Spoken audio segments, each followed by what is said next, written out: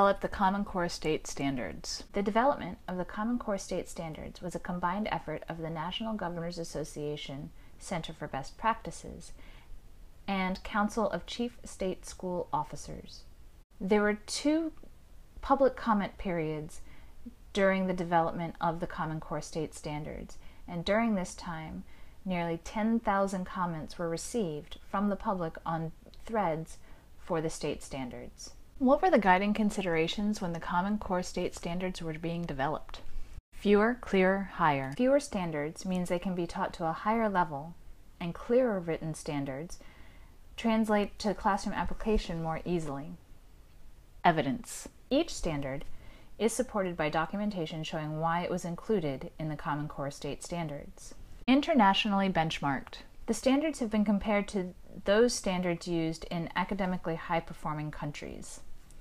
Now, if we could just also compare our testing strategies to those countries, I think we'd be heading in the right direction. Special populations. The inclusion of all learners was a priority when developing the Common Core State Standards.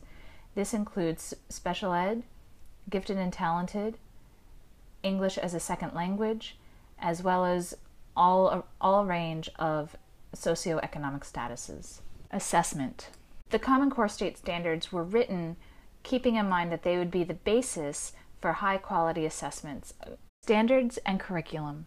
The curriculum chosen to teach the standards will be left up to the state and local education departments. The standards were written with curriculum development in mind and written clearly so that it would be easy for publishers to accurately support the standards with their new curriculum. 21st century skills. Technology is a large part of our world today, and it should be represented in our educational standards.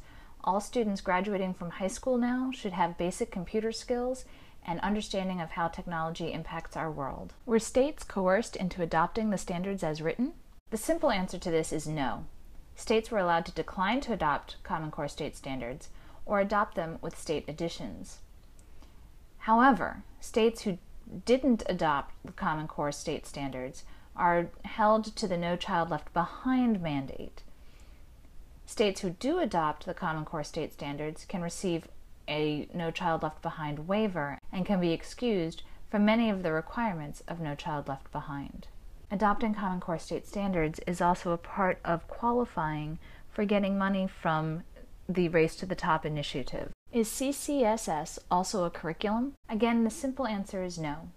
While curriculums are based on state standards, the Common Core State Standards do not have an embedded curriculum.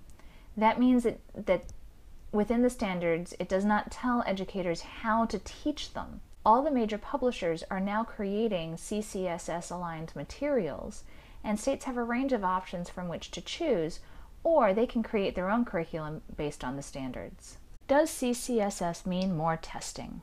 Whether there is more state testing depends on each state or county.